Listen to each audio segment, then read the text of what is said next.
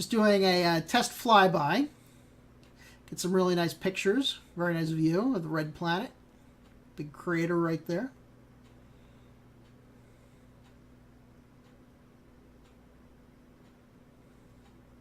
And you can see I extended the solar panels during the braking maneuver once we left the atmosphere.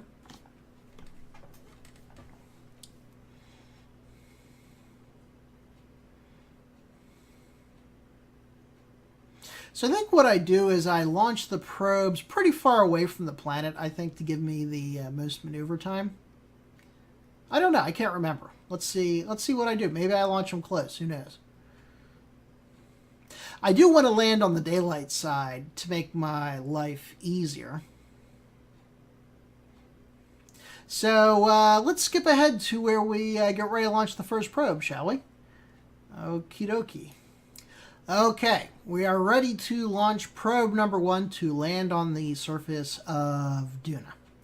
So we have these probes here. They are all attached by decouplers, so we can decouple the probe, as I do right there. Kind of neat, isn't it? And you see the probe drift away. And I think I transfer control to the probe, so now I am piloting. Oh, pardon me. I should edit that out. Excuse me. Piloting the probe. Open the solar panel. I wanted to put the long, thin solar panels on. I picked the wrong one. It would be nice in the part selector if it says which one is which, because it has like the codes, but I can never remember what's the square one and what's the long one. And there's the command ship, and then the probe is on its way. So what I'll need to do is do some braking to bring the probe's orbit. You can see it's fully fueled. There's no RCS on here. You don't need it since it's so small. It has a full fuel tank. So I need to do a little bit of braking to bring its trajectory into the surface of Duna. And as I said, it has a landing engine, obviously the landing legs, and a parachute. So it should be well suited for landing on Duna, but we will see.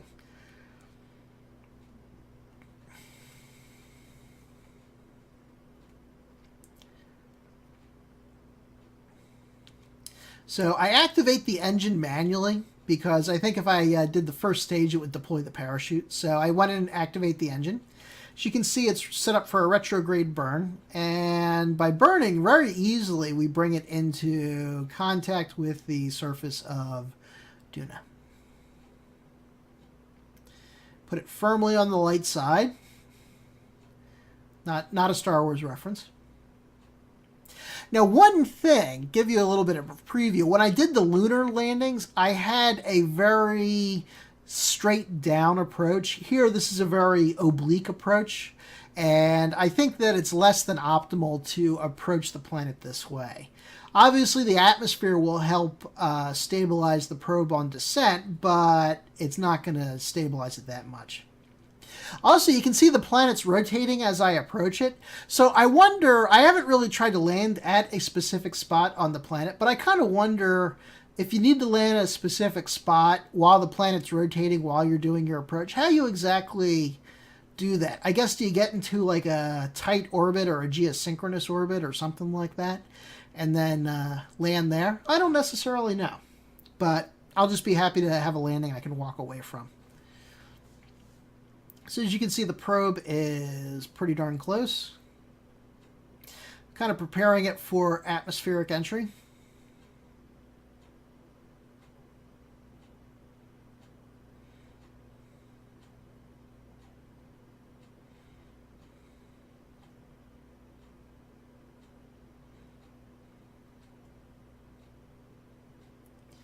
Now we're just above the atmosphere. So what I think I would do right now if I had to do it over again is before entering the atmosphere, I'd probably, here's the solar panel folding up in preparation for entering the atmosphere. I'd probably try and kill all of my lateral velocity to the max, to the degree possible, so that it would be a straight down approach from here on in. As you can see, I'm not doing that. Although I think I've done a couple landings, as you'll see. I think for future landings, that is what I will do so that I can have more of a straight down approach.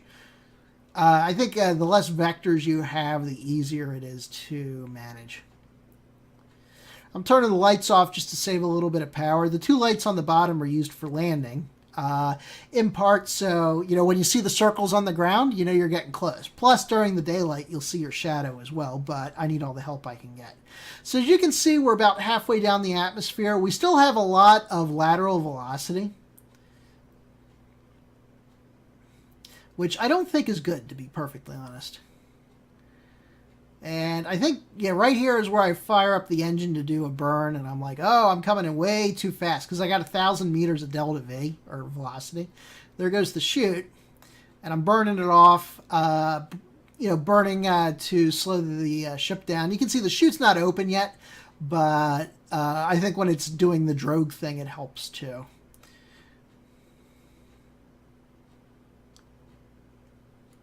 So this is pretty cool. It's nice seeing it for the second time around, as it were. And you can see our velocity is just about killed. So that actually worked out pretty well. I almost started going back up again, which is not what I want. You can see the chute's kind of dragging in the direction that I'm moving. So as I said, I think before I enter the atmosphere, it would be best to kill all of the lateral velocity to the maximum degree possible. Do another little burn.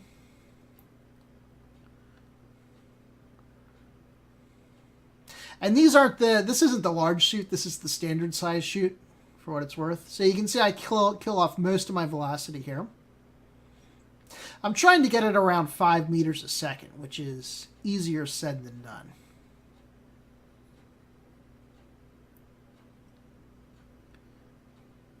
And here I'm looking for any indications that I'm approaching the surface. I have plenty of fuel left, so this actually, I really like this probe design as far as its robustness and utility. So I'm looking for any indication I'm getting close to the surface.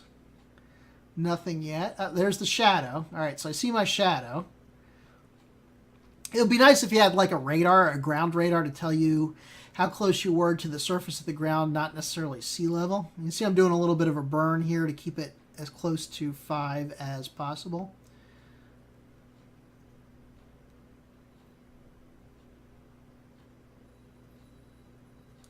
And touchdown. Look at that. A successful landing on the surface of Duna. That is a first.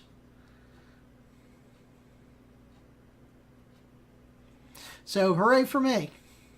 We have successfully landed on the surface of Duna. So I wanted to land one on the regular terrain, for lack of a better word, and then one on the polar terrain, just to see what the difference is. Oh, I have 2 solar panels on there. Isn't that nice? Probably only need 1. Oh, and there's Ike. That's pretty neat. That's a really nice view. And there's my little probe on a big planet. Little house on the prairie, right? Little probe on a big planet. Dramatic zoom out from the surface of Duna, from where the probe is located. So I landed on one of the I guess the darker zones. It'd be kind of interesting to contrast that with one of the lighter parts of the planet, just to see how it looks. This probe could actually probably lift off and fly over the surface, although I wouldn't trust myself to do that without smashing it. As you'll see with the subsequent attempts.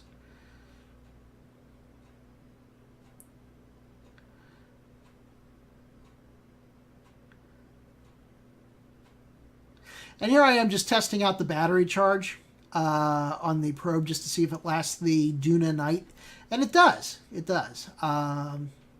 It actually lasts quite nicely. As you can see, I have a lot of batteries on that. I have the 2 heavy-duty side-mounted batteries, and then I have a center stackable battery, giving it lots of juice. I also have instruments on there. I think shortly I say, oh yeah, I have instruments on here, and then turn them on. So all sorts of the scientific instruments. So there's an antenna there. And here I am wondering why I cannot activate it. I think it's because it is in accelerated mode, right? Yes, you cannot interact with your stuff while its time acceleration is on. So here I extend my little antenna. Turn on my instruments for science. I like how the solar panels are pointing straight down at the ground. Wonder if that's a bug. I wonder if it's like pointing at the sun through Duna.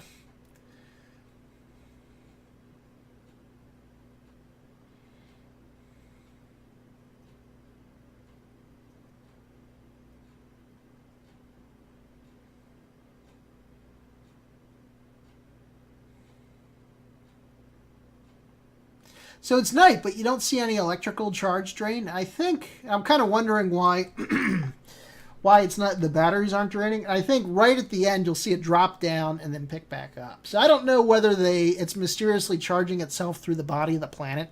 I could not tell you, but it's kind of weird. And here comes the sun. So you see it drop down and then come back up, but I'm trying to figure out why it's doing that. And I think eventually I just give up and say, okay.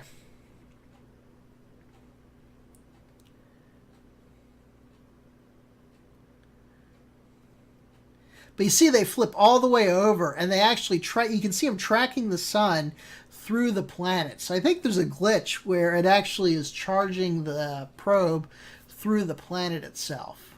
So you get what you pay for. Either that or it's like super duper solar panels. Who knows? All right, so we're going to go back to the Space Center and go back to the command ship. Kind of neat to have different ships orbiting different planets. So, I think I'll go to Duna today. So you see, here's the ship that basically followed the probe. So I launched the probe at the Apoasis, which is far away from the planet, and then the ship basically followed the probe. So you can see that it's pretty much close to the planet, probably close to where the probe landed. So I think I'm going to take it out for another launch. And then this one will target the poles. So why don't I skip ahead just a little bit and we'll pick it up there. Here we go with probe number 2. So we launched that probe. Very pretty, sailing away. And then we're going to transfer control to the probe. Now this probe I'm going to try and do a solar landing with. Or yes, solar landing. A polar landing with. So we're going to set it up for housekeeping, and then we're going to do a maneuver to intersect with one of Duna's poles.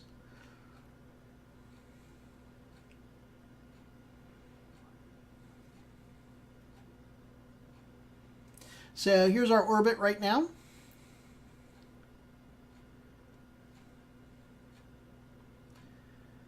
So we want to do a retrograde to intersect with the planet. And then we want to do, I don't know what you call it. We want to do something that makes it intersect with the pole. So I want to bring it down on the light side of the planet. One thing I'd like Kerbal Space Program to add, or Squad to add, is a direction of orbit. Because sometimes I forget which way I'm orbiting, and it's kind of annoying. Like, well, am I going this way or that way? So usually I know, like, you orbit to counterclockwise, right? Isn't that standard? But sometimes I forget exactly which way I'm going. So it'd be nice to have a way to indicate which way you're going other than just observation. So here I am playing with the maneuver to bring it down on the pole on the light side of the pole facing the sun.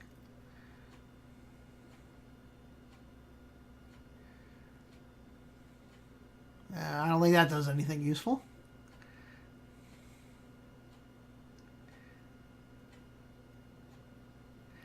All right, that doesn't look bad at all, does it? Again, I'm kind of curious. If you have a lunar base or any kind of base, and you want to land at that base, I wonder how you approach it, what approach you do, so that when the planet's orbit or planet's rotation turns as you approach the planet, how you actually end up where you want to end up. So, setting up for the maneuver.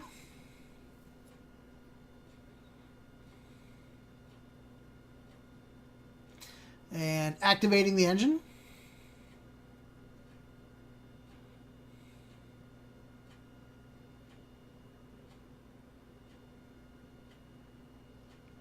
And you can see we're drifting off course. Now, I wonder if that's because the probe doesn't have a dedicated SAS module, so the engine's thrust may overwhelm its ability to stay on station. Or stay at the particular orientation you would like it at. So it is pretty darn close right there, not too shabby.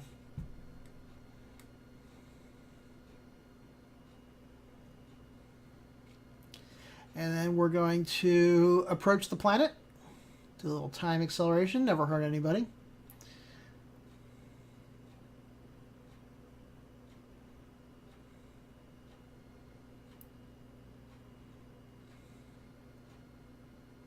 So we can see the dramatic approach to Duna's North Pole. It's where Duna's Santa Claus lives.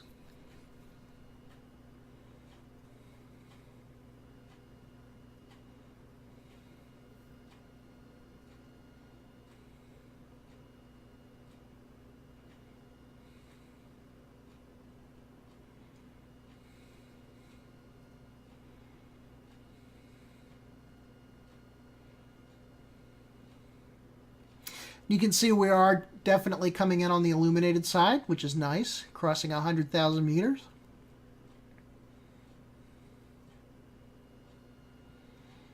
Preparing for atmospheric entry.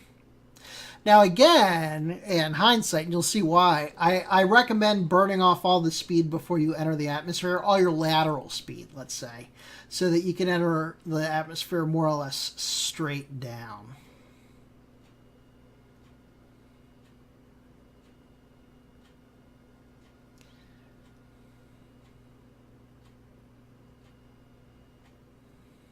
So we're in the atmosphere now.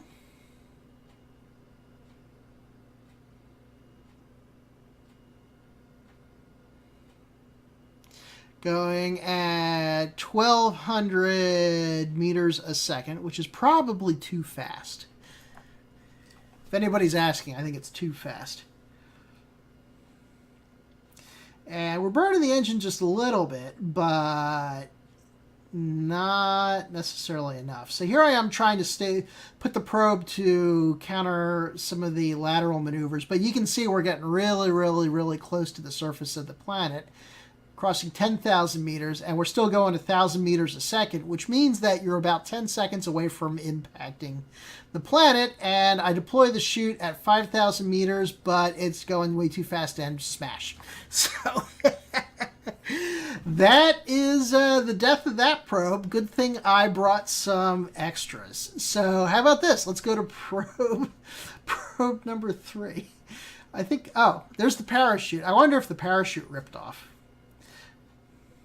That would be kind of interesting. Maybe I was going too fast. So you watch the parachute float gracefully down. I guess it's still on the surface of Duna. So yeah, I guess the parachute did rip off, which may explain why I crashed, but I was going way too fast. If you're going 1,000 meters a second, 10,000 meters above the surface, that means you got 10 seconds before you crash. So let's go to the next one. We'll skip ahead to that. Here we are at probe number 3. Lucky number 3, right? So we have 2 left. That probe majestically float away.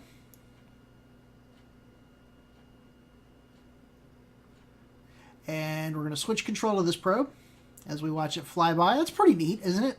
Kind of like Battlestar Galactica, I think. Just the camera angle.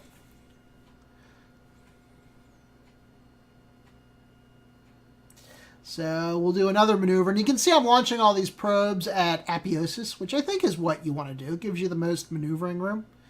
So, see, I'm pretty much doing the same maneuver that I did before, rotating 90 degrees.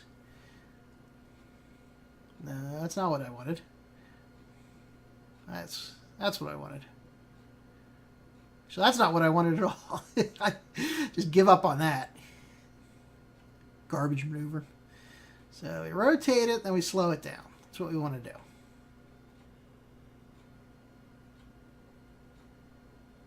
You can see the rotating actually kind of adds velocity to the orbit, which is kind of interesting.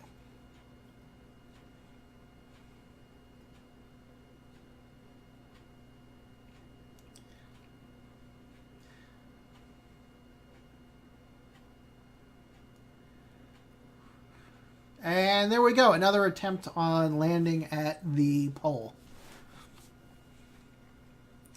So, do I have the panels extended?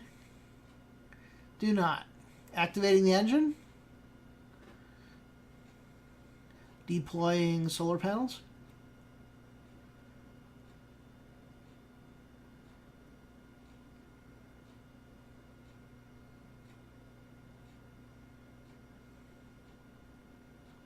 And you can see how such a little ship is so maneuverable. You don't even need RCS.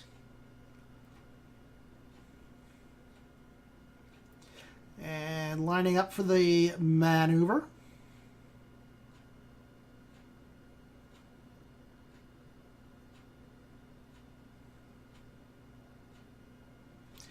See, the target's drifting away. We stop the burn.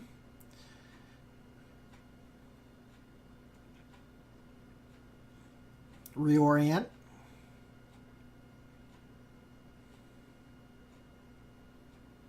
And finish the maneuver.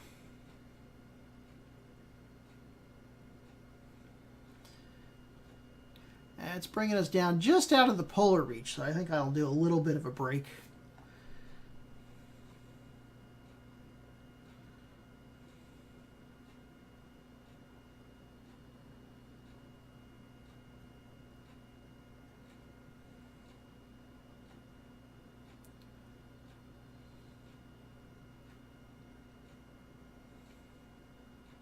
Try that again. And there you go. That's a little too much, actually. So I want to stay on the light side.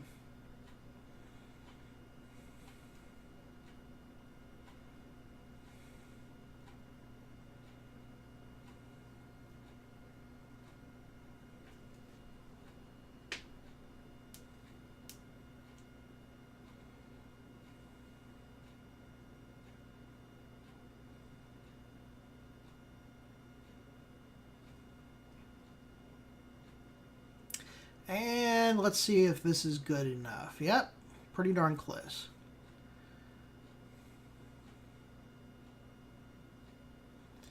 And let us zoom into the planet, our majestic approach to Duna's North Pole.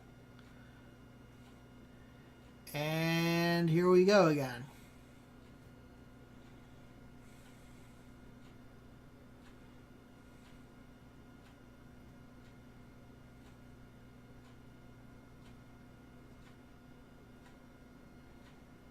Yeah, I guess what you could do is really just kill all of your velocity, get like a velocity of 0, and then the planet's gravity would just kind of pull you straight down.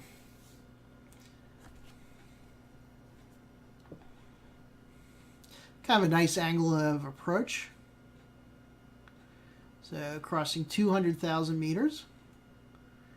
Could have warped back up, so this is way too far away to do in normal time.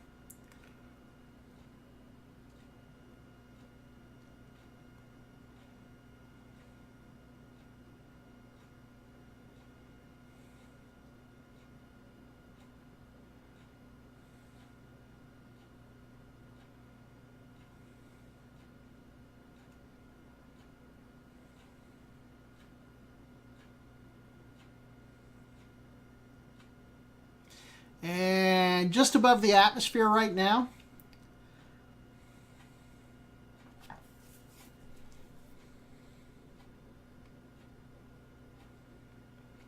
So you can see I'm starting to do a burn earlier here. So I've learned a little bit. But I think in the future I'll do so more to intentionally bring my velocity to 0 and then just let the gravity bring me straight down. That way it won't have any lateral velocity on the approach.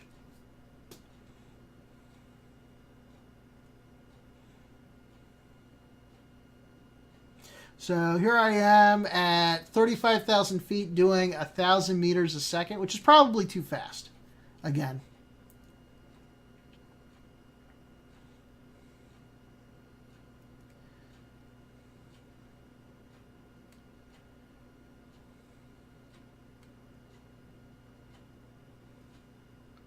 So I got it down to about 850 right now at 22,000 meters. Got to struggle a little bit to keep the probe oriented to a retrograde burn, which again would be helped by killing most of your velocity outside the atmosphere. So we're doing a chute deploy. Did I deploy the chute right now? I can't remember. So getting a little oscillation here. It's a little difficult to control. Yeah, there goes the chute. Doing 600 meters a second, 500 meters, crossing 5,000 meter mark, 400, 300, 200, deploying the landing legs, forgot to do that, 100, so we're doing pretty good, and then there goes the chute. Unfortunately, we get this wicked oscillation, just back and forth and back and forth.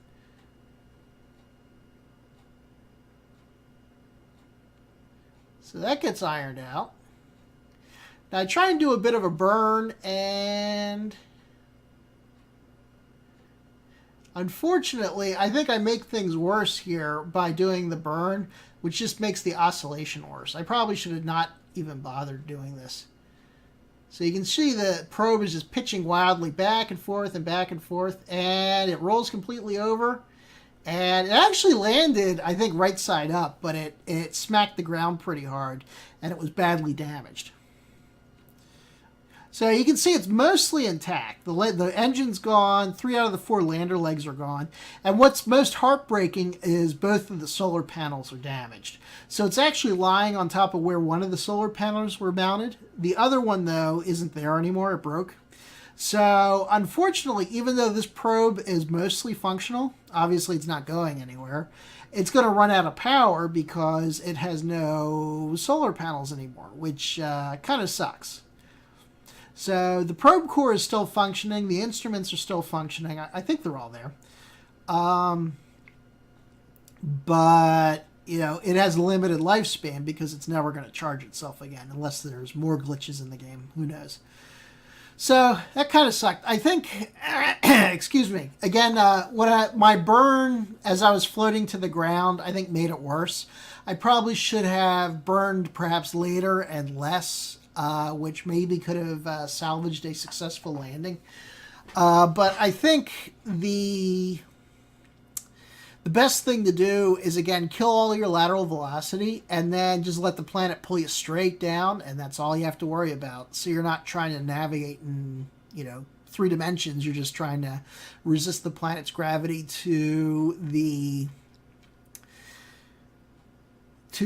surface, so you have a successful landing. And also, it's important to realize how thin Duna's atmosphere is, because in Kerbin, the parachute would probably be enough for a little craft like this. In Duna, I think it's marginal. I'm sure I could put like 3 or 4 parachutes or a big parachute on here, and it would be fine, but that's what the lander engine's for. So, for example, landing on Ike, or my previous landings on the moon, you don't have an atmosphere. So you have to just do it on the engine alone. So there's no reason that can't work. So on the next episode, we will land successfully on the pole, and then hopefully with our last, or actually what I'll do is I'll land on Ike, and then if I do that successfully, I'll come back to Duna and land the last one on the pole, because I have 2 probes left, and there's a nice picture of Ike over the pole of Duna. Very nice. I have 2 probes left, so we'll do it on Ike, get a successful landing there, and then if we have an extra probe, we'll try Duna's pole again. So anyway, this has been Hale. Thank you.